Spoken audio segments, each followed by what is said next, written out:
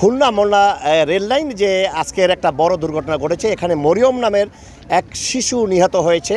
তবে এখানে যে গেটম্যান থাকার কথা, অর্থাৎ দিগরাজ এলাকায় যে গেটম্যান থাকার কথা, সেই গেটম্যান এখানে তার অসচেতনতার কারণে এবং এখানে সেই গেটম্যান না থাকার কারণে গাড়ি থেকে নামার সময় ছিটকে পড়েছে শিশুটা নিহত হয়েছে।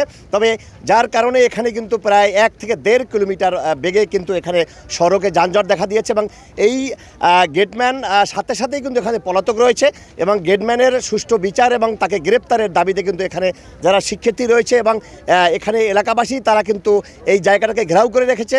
যতক্ষণ পর্যন্ত প্রশাসন এদেরকে সুষ্ঠু বিচার এবং এই গেটম্যানকে গ্রেপ্তার না করবে ততক্ষণ পর্যন্ত তারা কিন্তু এখানে অবস্থান গ্রহণ করেছে। তবে এই এলাকাবাসী দাবি করেছে যে এই গেটম্যান তার অসচেতনতার কারণেই কিন্তু আজকের এটা বড় দুর্ঘটনা।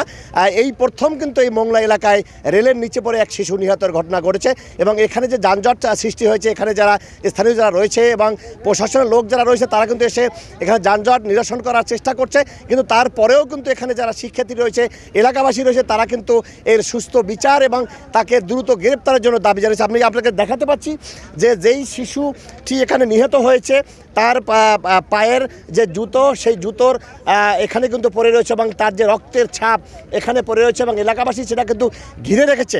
আপনাকে দেখাতে পাচ্ছি যে এইখানে যেই রেল ক্রসিংয়ের সময় যে গাড়ি থেকে ছিটকে পড়ে এবং গেটম্যানের অসচেতনতার কারণেই কিন্তু এই শিশুরা নিহত হয়েছে, এটা কিন্তু আপনাকে স্বচ্ছকে দেখাতে পাচ্ছে এবং এলাকাবাসী এই জায়গাটাকে ঘিরে রেখেছে।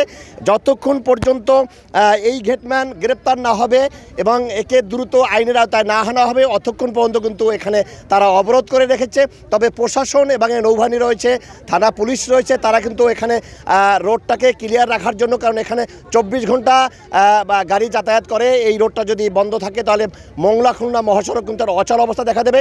তবে এই এলাকাবাসীর দাবি যত দ্রুত সম্ভব গেটম্যানকে দ্রুত গ্রেপ্তার এবং তার শাস্তি দাবি জানিয়েছে।